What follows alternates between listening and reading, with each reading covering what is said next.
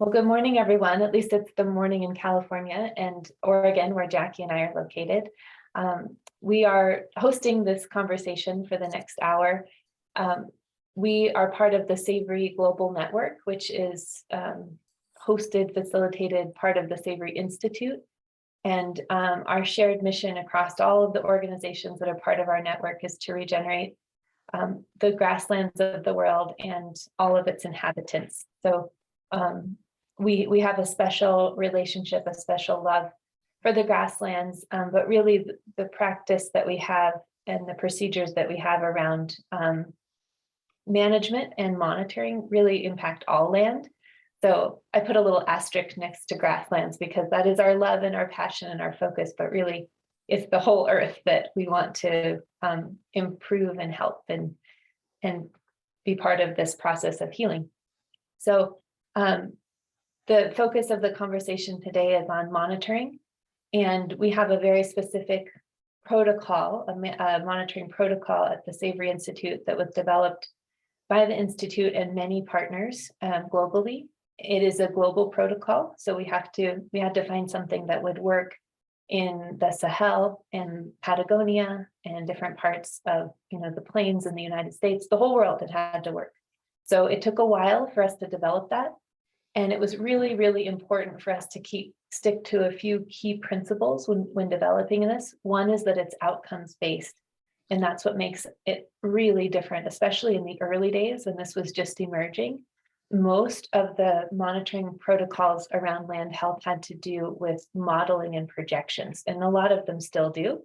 I think there's recently a shift in the thinking, but I feel like we, from the beginning, designed this with outcomes in mind. So it really doesn't matter at all what practices you do. We're going to look at what's actually happening on the land.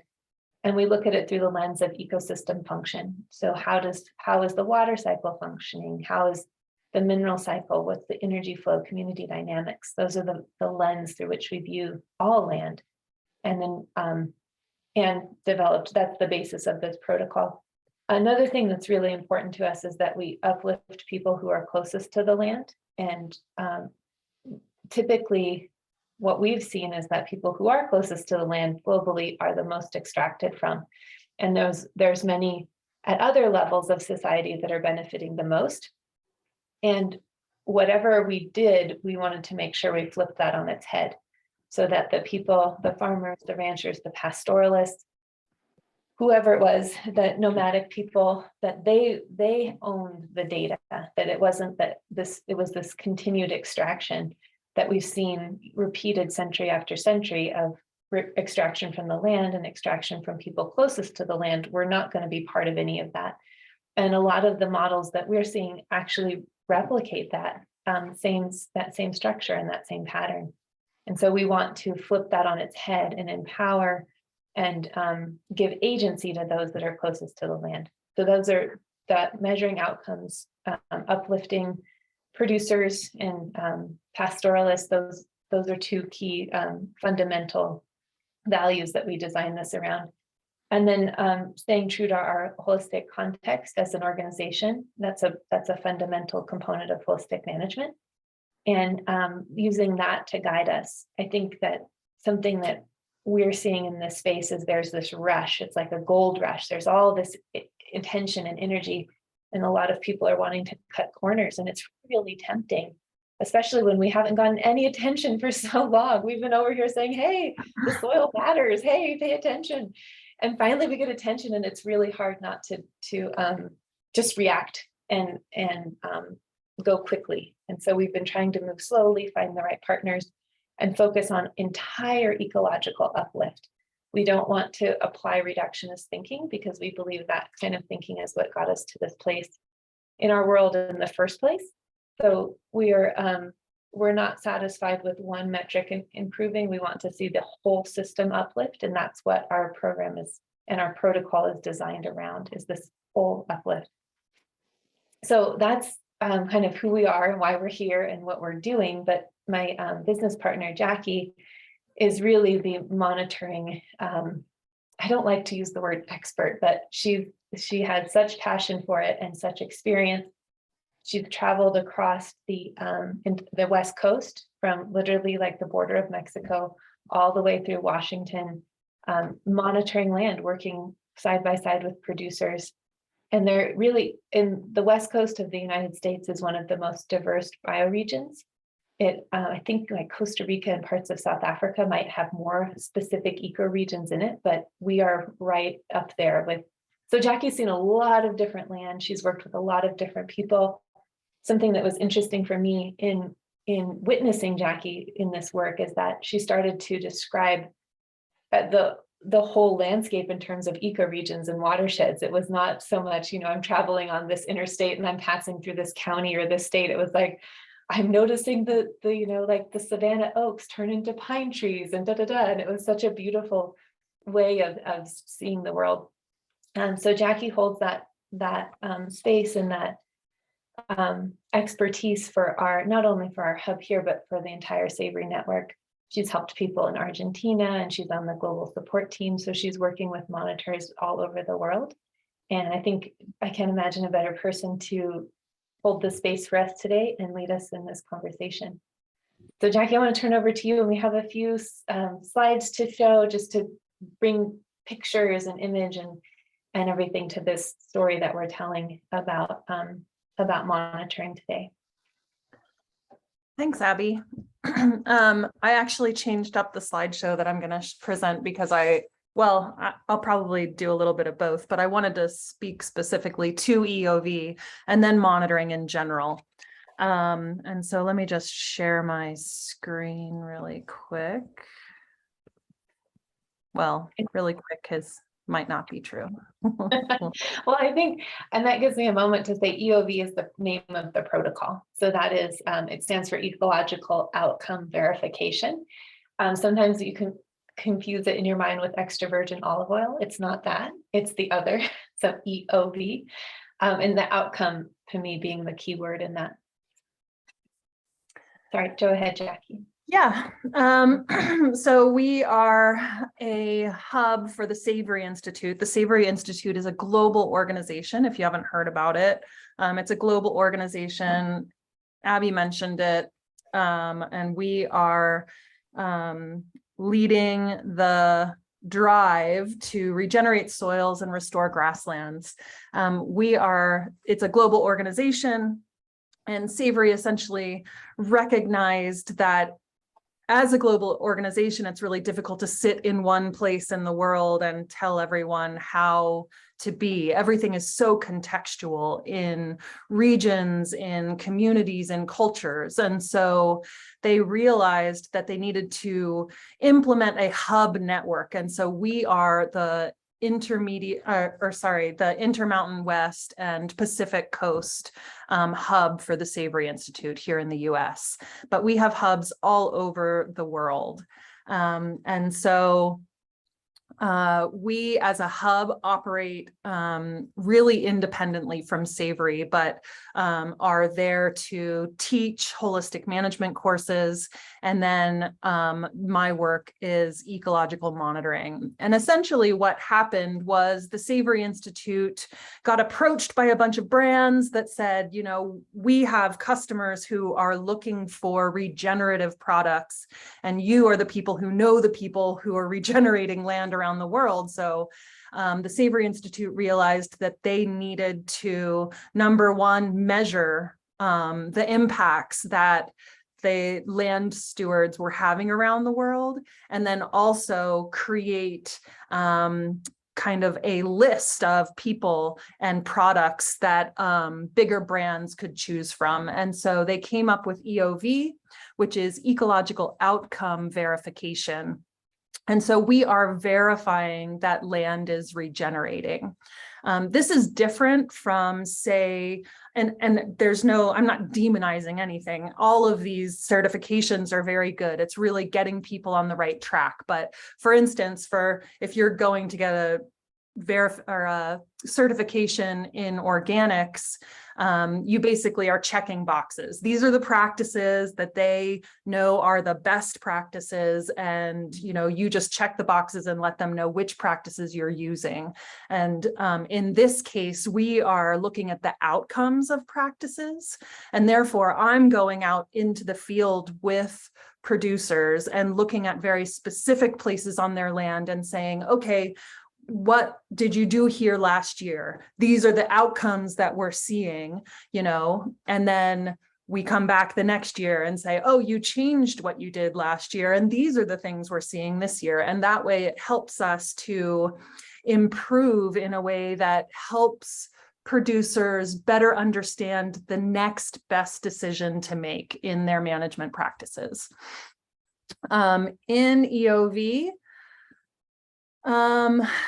it is outcome-based. It is farmer first, meaning that we want this to be a learning process, right? If you get verified and then for some reason your scores are going down, that's an early warning indicator for me to come in and see what's happening and help get ideas about what we might try instead. It is very contextual down to the very individual who's managing a landscape. Someone on this landscape is going to be doing something completely different and have a completely different context than their neighbor even. And so we want to make sure that what we're doing is very relevant to the very person that we're working with and the land that we're working with. I'm just going to keep going. We look at the world. We use the Nature Conservancy's ecoregions because they've done that work around the globe. And so we use the Nature Conservancy level 3. I mean, we could get down into the very nitty-gritty of things, but in order for this to operate and work in a global level, we really needed to take a higher view at landscapes. So part of what we look at, and a really important part of management, is something that is a key insight for Alan Savory when he was coming up with holistic management and figuring out what was happening to the landscapes. And he realized that there is a very big difference. He described it as the brittleness scale. And this is like, how brittle is the environment that you're living in? And it is dependent upon the humidity at the soil surface across the seasons in a year. And so, for instance, I could get 100 inches of rain, but if it all comes in 2 days, I could still be in a very, very brittle environment, where if I'm getting 100 inches of rain across the entire season, that's a very non-brittle environment.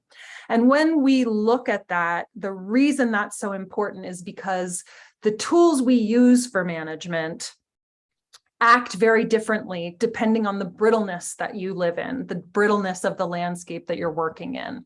And so high impact animals in one place will have a very different outcome than high impact animals in the non-brittle versus brittle areas.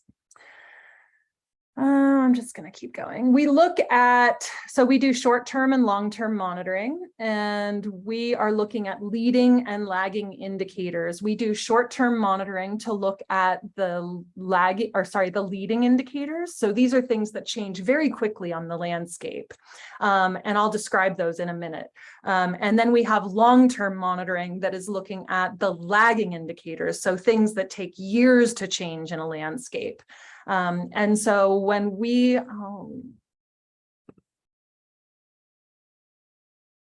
so for short-term monitoring, we are looking at biological indicators of ecosystem function. So we're essentially looking at the ecosystem processes. So we look at the water cycle, we look at the mineral cycle, we look at energy flow, and we look at community dynamics. And I'll describe those a little bit as well. But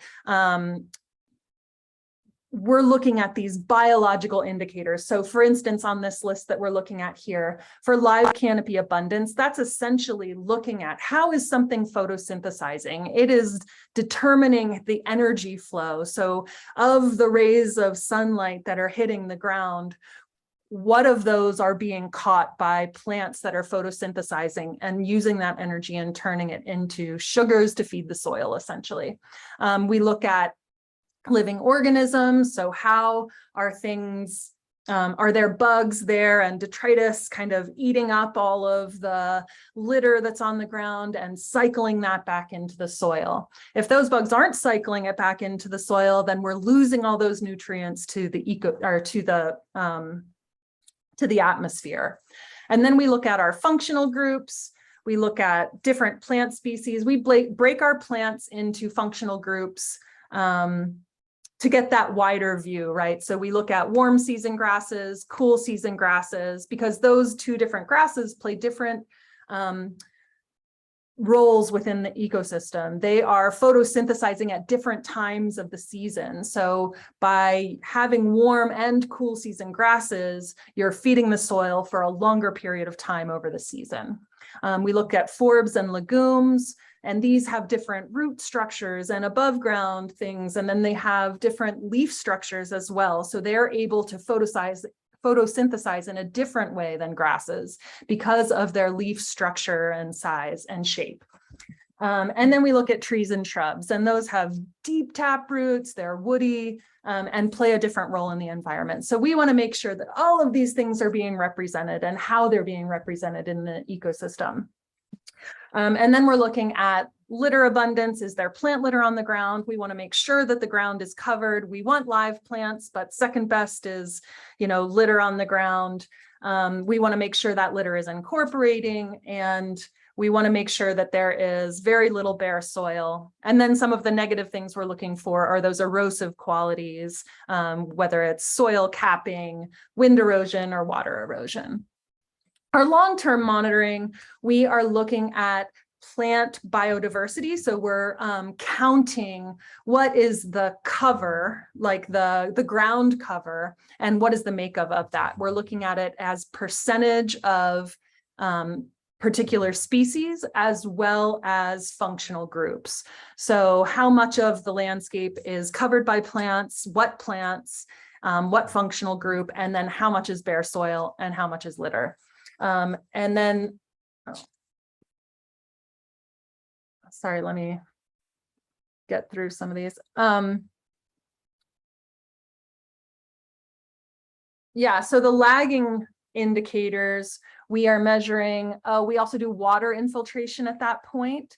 And we also take soil samples. So those are the lagging indicators, the indicators that take a much longer time to change in our landscapes. But essentially, for me, like we do our protocol, that's really important. But really the most important thing is that we're monitoring. In order to make sure that the decisions we're making are moving us in the direction that we want to go in, we need to be monitoring.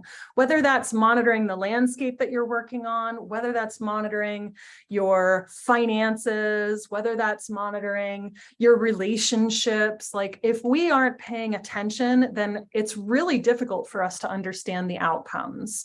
So monitoring is the absolute most important thing. And there's me monitoring in the field. We just talked a little bit about all this. Sorry, I'm using two different presentations here. Yeah, so you can see on this slide which indicators are associated with which of the ecosystem processes. And then we created a scorecard for that. So we give each one a score, which helps us over time see progress or that something is moving in a direction that we were not intending.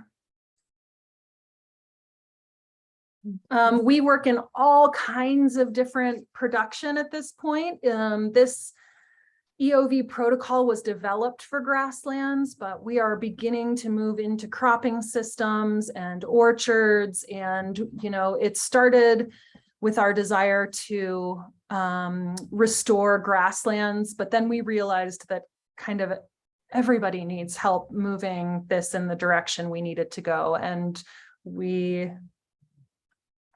we're running out of time. I don't know how else to say it. We're running out of time. And so we needed to move into these other production models as well. I am a monitor, so I'm very biased about this, but we definitely need to be monitoring all of the things. And the really beautiful thing about holistic management and the things that we teach is that, we're trying to teach people to fish, essentially. Like, that's our intention. I know that I'm doing my job well when you don't need me anymore. And that's my intention, is to give you what you need to make the good decisions, to get you in the place that you want to be.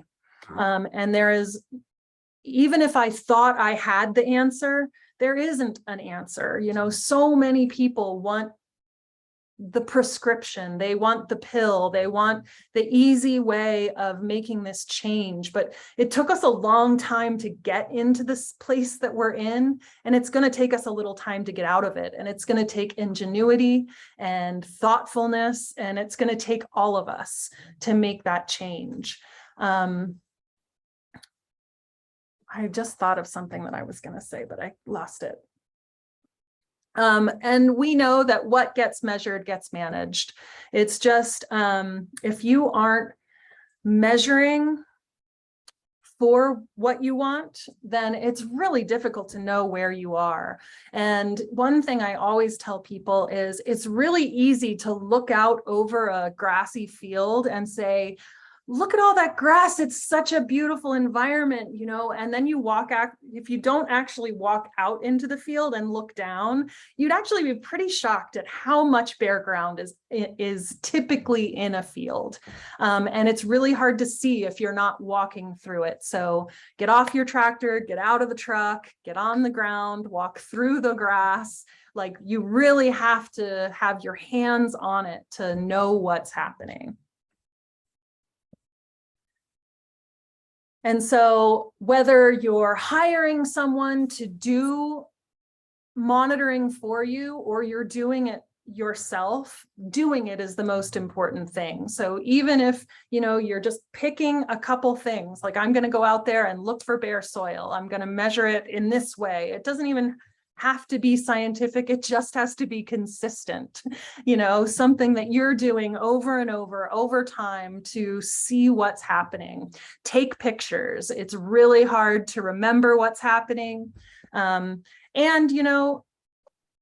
that's, I think that a lot of managers that we deal with, they're willing to pay for the monitoring because then they know it's going to get done, and it's going to get done on time at the same time each year. And they feel that their lives are so busy. I mean, we're all so busy. And so it's really hard to make the time to sit down and monitor what's going on so that you can make appropriate decisions. But if you can, do that for yourself. If you were going to do that for yourself, at least start there. That's for sure. Jackie, I would say, there's been some creative ways that people have come up with, if I may add, trying to deal with the time commitment and the labor commitment that monitoring is. One of them is to hire, to outsource it. Another is our other business partner brings in youth. She's working with a youth program. And so they come onto the land, do the monitoring, and they love it. Like, so many people are completely disconnected from the land. And so things that maybe a farmer or rancher might think is really hard work or like just regular stuff is magical to people who don't get to do that every day. So I think it's been really interesting to see the creativity. Some people, it's like a family gathering. It's our annual monitoring. We get together and we have a big meal, and everyone goes out and does their monitoring. And gets the work done. So there's interesting ways to make it a social benefit. Yeah. Another thing that people do is, land stewards in a local area will get together and monitor each other's land. And that way you can do it in a group if you want, or you can get an outside view of what's happening. Because sometimes, some of the feedback that we get regularly from producers is that, they've been on that land for generations, and I show up and help them see that land in a totally different way because I have just different eyes and I see things. It's like the broken down car that's parked in front of your house. You could walk by it a million times and you hardly even see it anymore. You barely even recognize it's there because you walked by it so many times. Yeah, so true. And, if we're talking about land bases, dig a hole. That's the best advice I can give you is look what your soil is doing. And do it over and over, and that's how you can really tell whether the decisions you're making are moving you in the direction you want.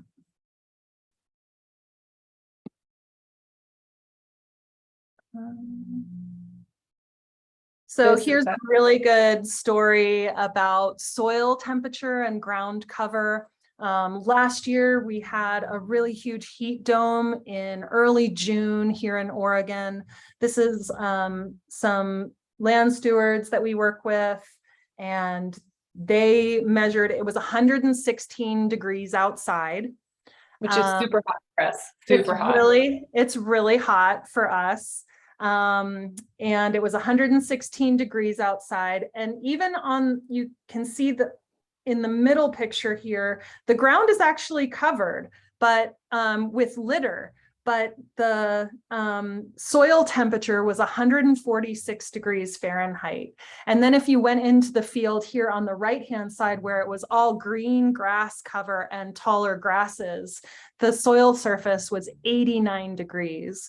That is a crazy difference. That is almost double the temperature between the covered soil and the green grass covering the soil. Can you explain it's probably obvious, but I love to hear the story more. What is the difference? What's happening at 146 degrees Fahrenheit and 89? I mean, I would wonder what would bare soil be? Would it be even higher than 146? But what's happening there? Yeah, unfortunately, the microbes in the soil do not live past a certain temperature. And so it's somewhere in the 90 to 100 degrees, somewhere in there, most of the bacteria and biology in the soil will die. The reason the ground is cooler is because of transpiration. And essentially, we like to say they live in a very brittle environment, right? And because they keep ground cover and that grass is green and their roots are really deep, they essentially do not irrigate their landscape. They get 11 inches of rain a year.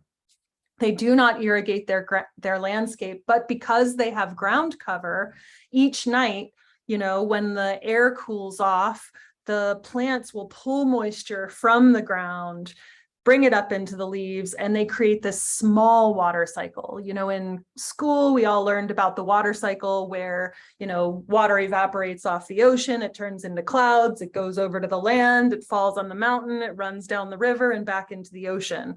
But we're really concerned about the small water cycle, and that is green living plants pulling water out of the ground, causing dew on their leaves and re-watering themselves. And so if you can keep ground cover, the land can water itself. It's just the most miraculous thing.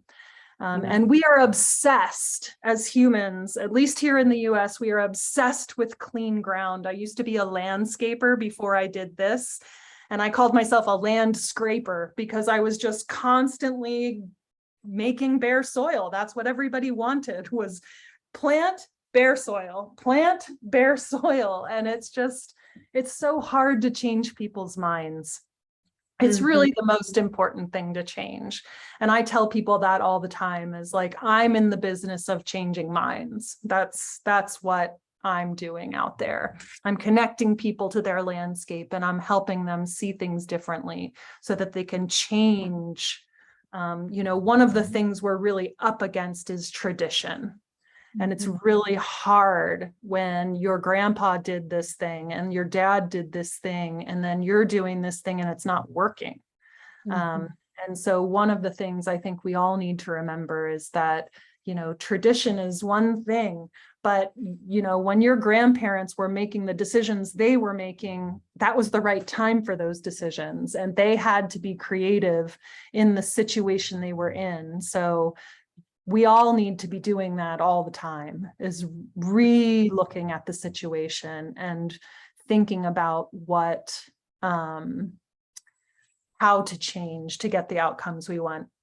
Oh, that's one thing we didn't really talk about, was that outcome-based. One of the benefits of the EOV program and it being outcome-based is that we are agnostic to practices. And so we're not interested in telling you what practices to use, because that really takes away from the land steward their innovation, their ability to innovate. If we showed up with a list of best practices, then it doesn't leave someone the ability to try something new and find better outcomes, right?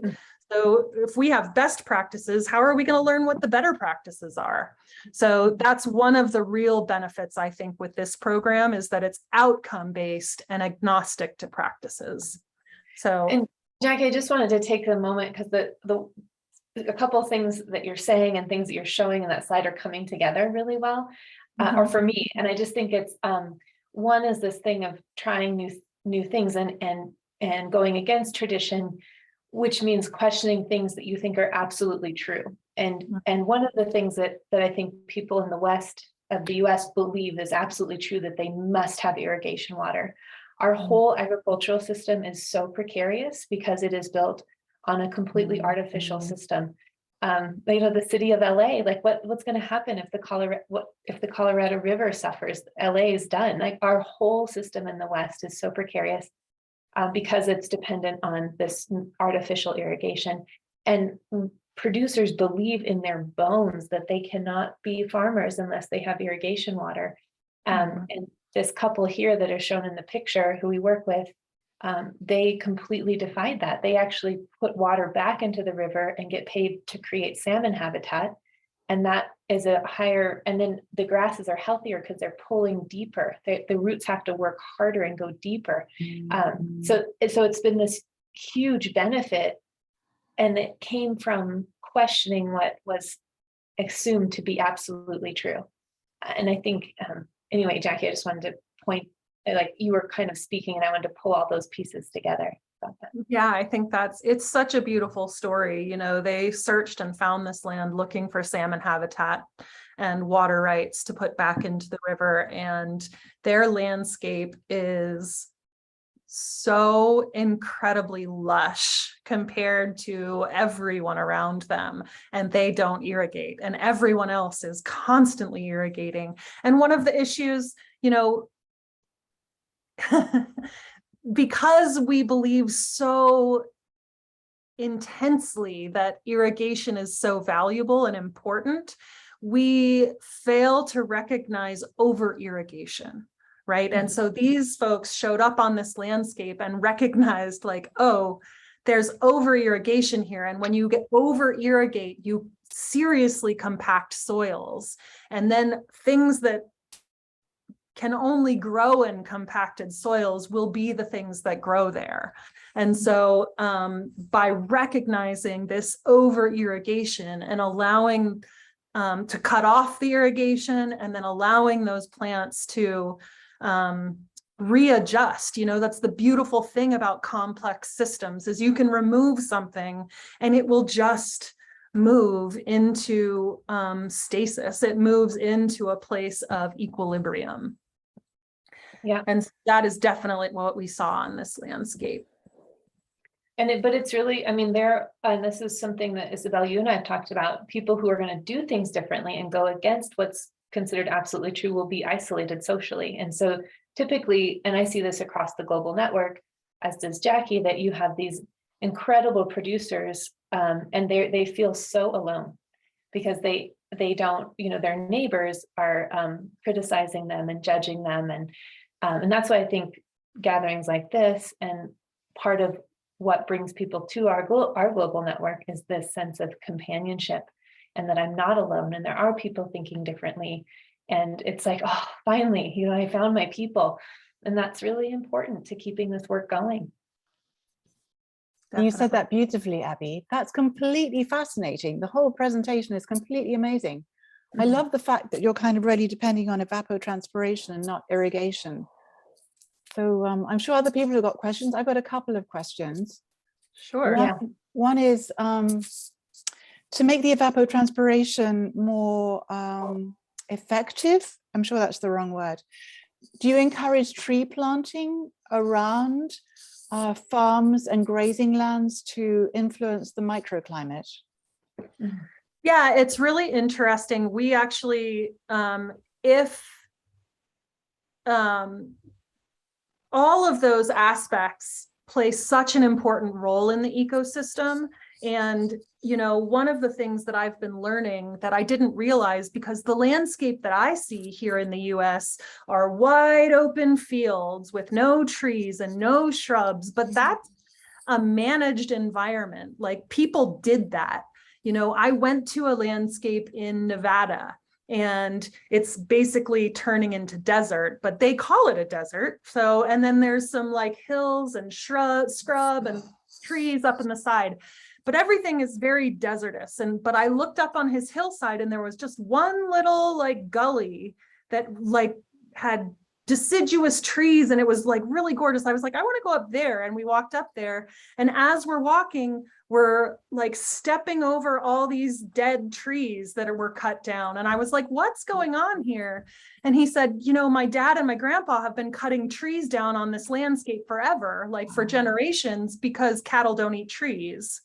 And so now he's back planting trees because he wants them there. And that spot was the most biodiverse place on his entire landscape. And when we saw that together, this light bulb just went off on his head. And he was like, and because he wants to plant trees, but his dad is still around, and his dad is going, what are you doing? I've been cutting these trees down for years, and now you're planting them. But,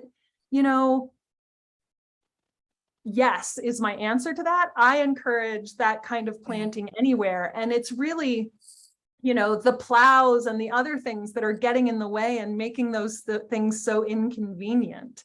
And so cattle need trees, they need shade, they need, the trees need the shrubs, for them to grow in a grassland where cattle are. And there's just so many interconnections that we fail to recognize when we hastily make a management decision, especially in something like cutting down a tree, because that is such a long growth period.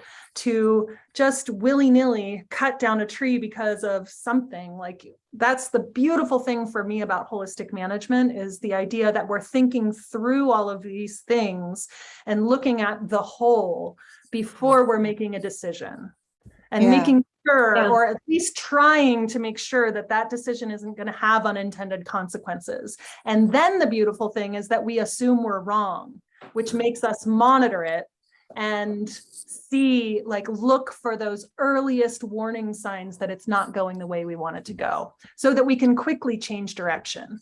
So, and what I would like to, sorry. Go ahead. No, go ahead, Abby. Sorry. What I would just like to add on to what Jackie's saying is I don't know if by now you can, or whoever's listening can pick up that it's so nuanced, that it's the managing complexity is so hard to articulate in our world of like reductionist thinking and quick fixes and silver bullets, and it's not that. It's a totally different mindset. And I think what I see is that in this beautiful regenerative movement that we're part of, there's still so much evidence of reductionist thinking of like, well, if I just do this one thing. And I think that unfortunately, like, planting trees has become this thing, like, who can say planting a tree is wrong? Like, how could that ever be wrong? It's such a beautiful thing and such an investment in the future. But in the spirit and like from a reductionist framework, it's been pushed on so many people, and the like social context hasn't been taken into account. And so we were hearing all these accounts from these efforts in Africa, and now these people were having to water these trees, and it was taking away water from their households and from other things. And so I just think like the best intentions, if applied in a reductionist framework, can have disastrous outcomes. And that's why context is so important, and considering the social, the ecological, and the financial together. And so I just wanted to take that chance, Jackie, to say that, because I love your story about, I think that was our friend Jared of that. Well, and it's really funny because what Abbey is saying is the real answer I wanted to give you, but it's funny because I, in my position, think from two worlds. So I think of my world as holistic management, and then what I really care about is the landscape and the earth. And so as far as the landscape and the earth goes, yes, I am always like for planting trees. And they need to check that with their context before they know that that's the right decision. So environmentally wise, like ecosystem wise, yes, I'm always encouraging trees, shrubs, forbs and legumes, warm and cool season grasses. Those are, that's diversity. Yeah, that's really impressive. So I'm going to pick up on just a couple of things and then hand over to Paola and Laurent to ask some questions as well. So we've been talking a lot in the Bioregional Summit about the fact that every bioregion is different. You can't kind of take solutions from one bioregion and simply transpose them across. And you're saying much the same thing. But we're also talking about the importance of this mindset change, but we're talking about it, I guess, more in terms of thinking in systems. How do we enable people to think in systems and to kind of see how everything's interconnected and kind of understand the impact of one action on multiple other things or multiple other actions? And we're getting more and more interested thinking about, you've got your ecological outcome verification protocol, but do you think we could ever create a protocol which would verify the degree to which the people you work with are able to do this new way of thinking, or kind of verification of a capacity to learn and adapt? What do you think? I think, Jackie, I have a few thoughts, but I'd love to, do you mind? No, go ahead.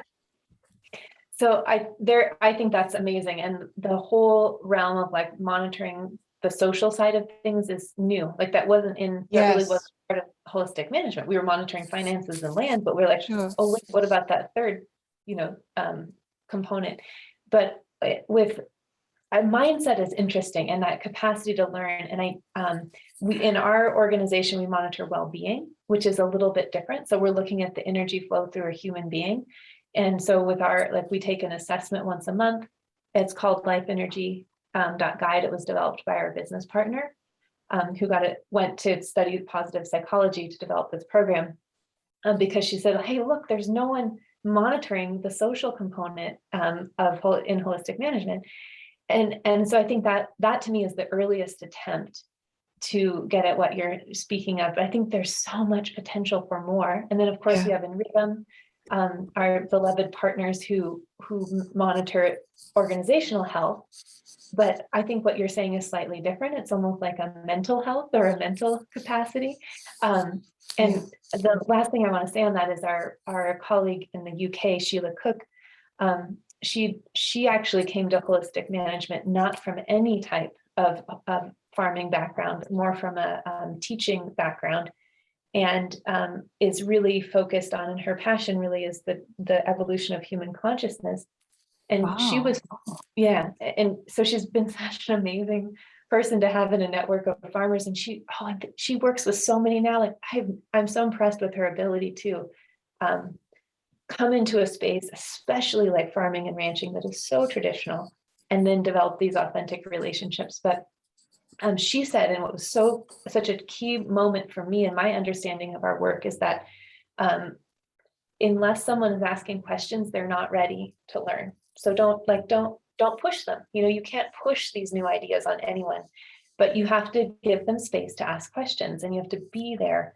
And that holding space for questions is probably the most important thing we can do to help people in that first step of transition. And then once they ask questions, wow, then the relationship is open. Now they're ready for engagement. Now they're ready to, what is this holistic planning about? What is this grazing planning? What is the relationship between plants and soil and animals? Then we can work together. But until that point, it's like the water off the duck's back, right? Just, Yeah. they're not hearing anything. They're not ready to hear. So Jackie, did you want to add anything? Yeah, I mean, I think that just brings to mind this idea that it's such a challenge, because in our work we want to help everyone. We want to make this available to everyone, but not everyone is ready. And it's really challenging to choose your patients, to choose your clients, and make sure that those folks are ready, because it's such a waste of energy to try to drag someone along. You can't change people. That's just, people have to change their own minds. And so it's like, I'm not out there changing people's minds. I'm out there encouraging people to change their minds. Yeah, and showing them what works. And that's what makes people change their minds many times. Mm-hmm. Yeah. So interesting.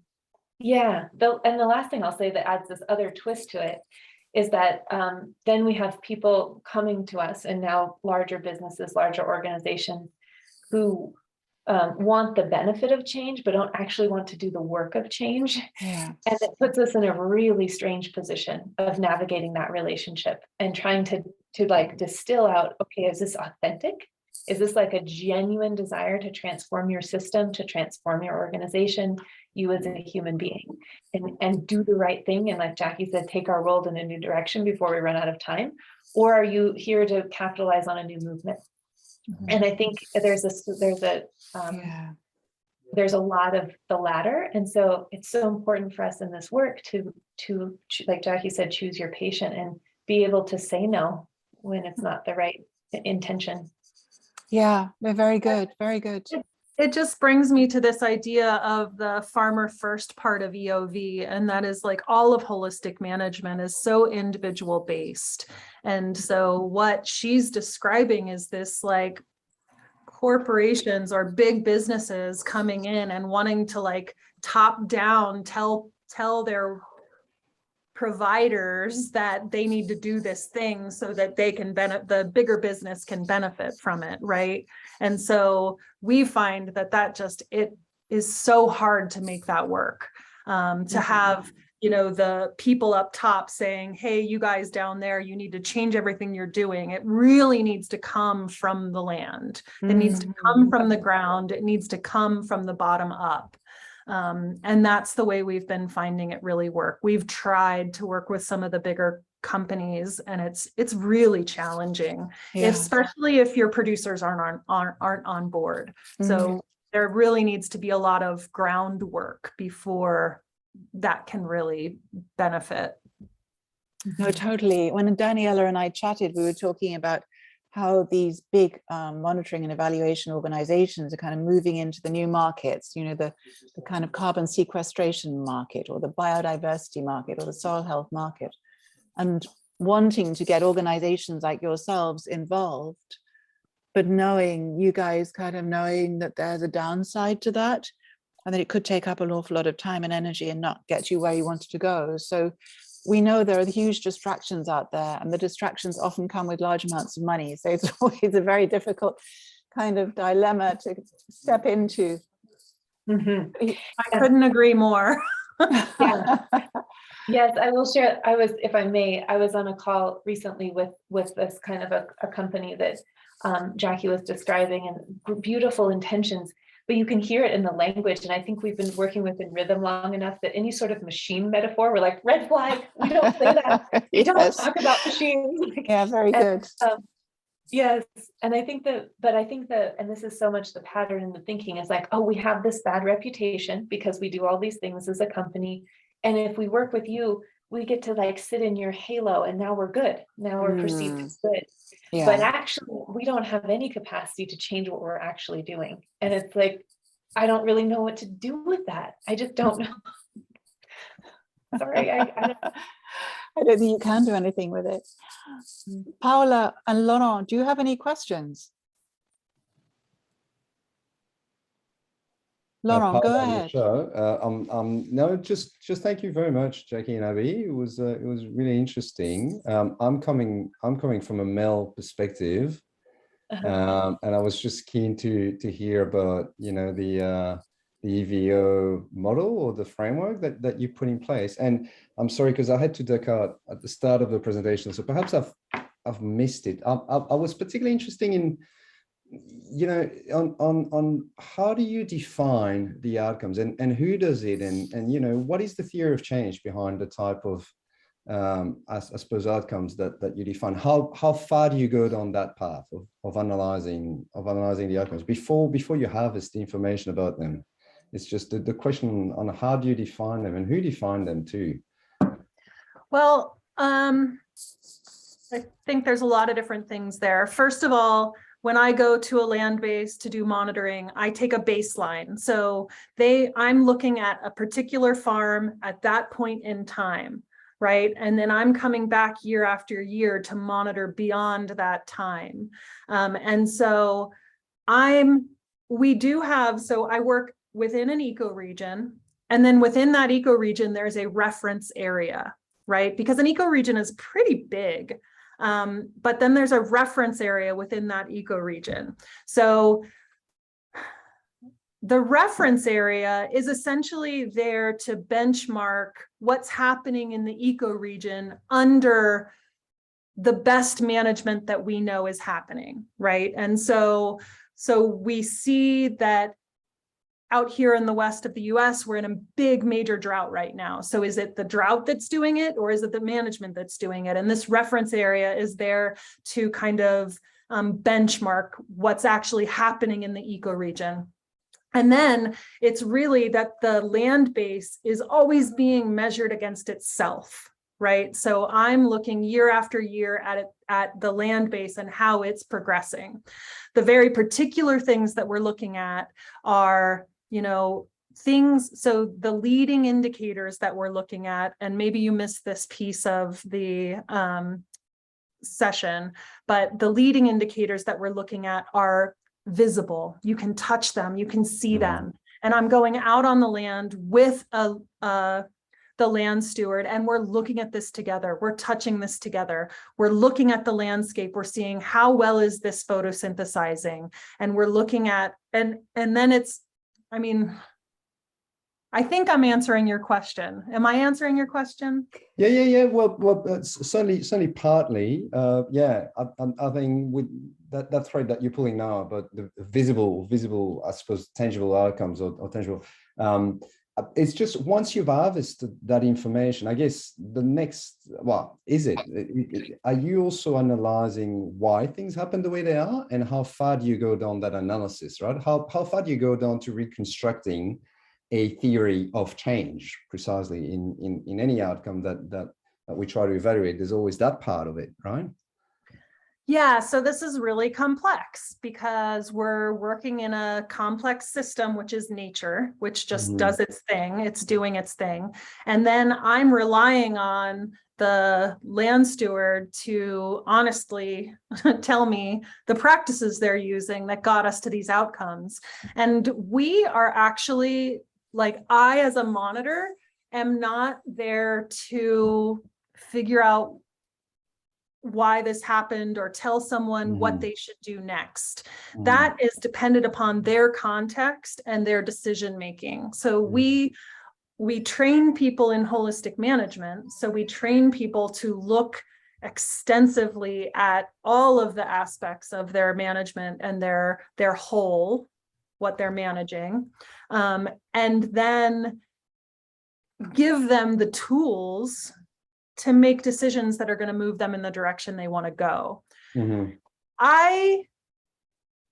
Though I rely a lot on science, I'm a little unscientific in the way that I think about this. And that is, like, we don't have time.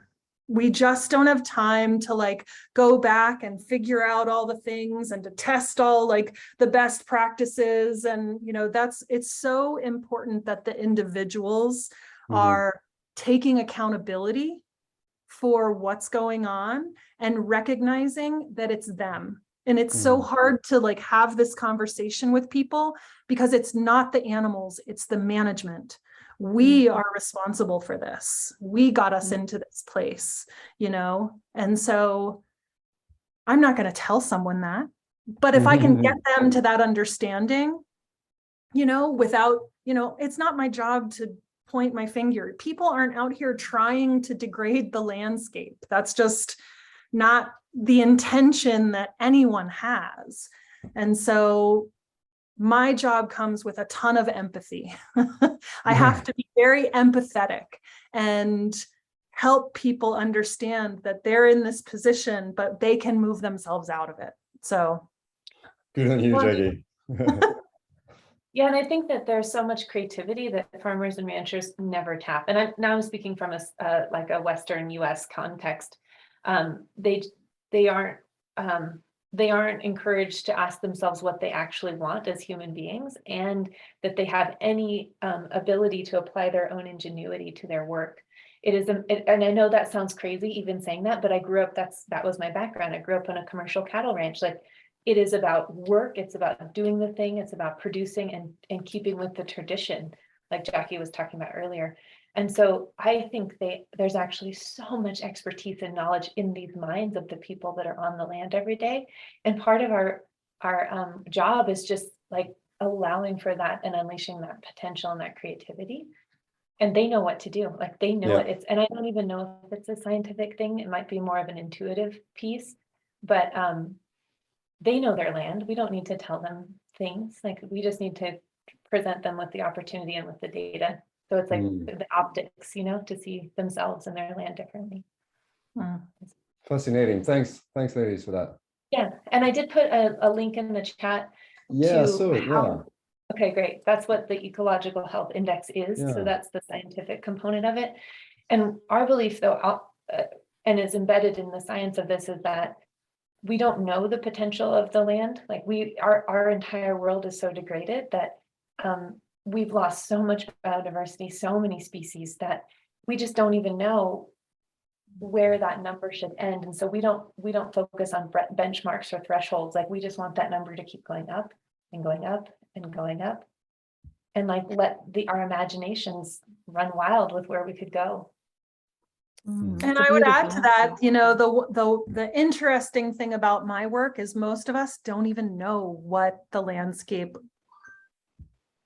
potential is. We don't understand. We've never seen grass above our head. We've never seen, but that should be there in a lot of these places, right? And so a lot of my work is in imagination, like getting people to say, you know, for instance, in the US, we have, it's like one of our major farming places. It's called the Great Central Valley in California.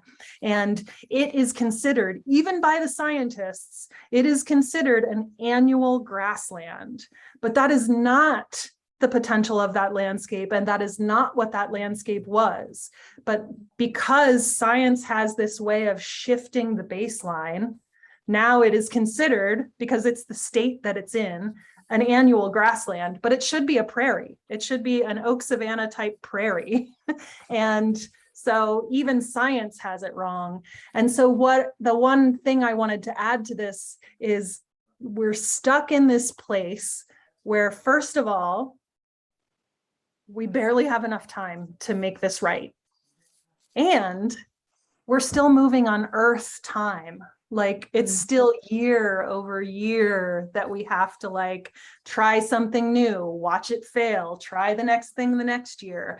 And it's like so slow. It's like, you need to be observant. You need to pay attention, because we're moving at Earth time.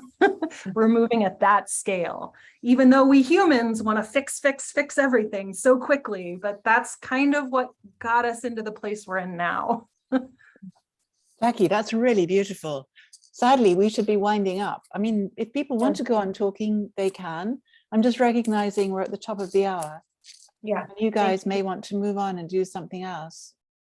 Yeah, Paula did leave a message just for the recording. I just wanted to share. She said her bandwidth is not great. This was really inspiring. I'm still building on the ecological knowledge to be able to understand this framework. But there are stories here that that are just fascinating and need to be told. Thank you, Jackie and Abby. Yeah, it was one. I wish I could have talked more, Paula, but please feel free to reach out to us. I'm going to put my email in the chat, and happy to have follow-up conversations with everyone. So, That was such a generous and inspiring presentation. Thank you so much.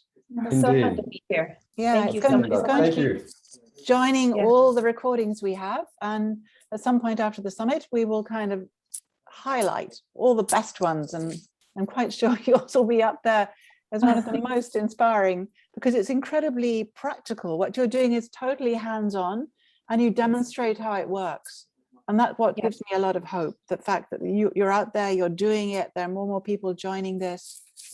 Yeah, Yes. really lovely. Thank you so much. Thanks for Yes. having us. Yeah, thank you Okay. so much. Okay, well, have a wonderful Take day, care. everyone. You Thank too. you. Bye. Bye. Bye.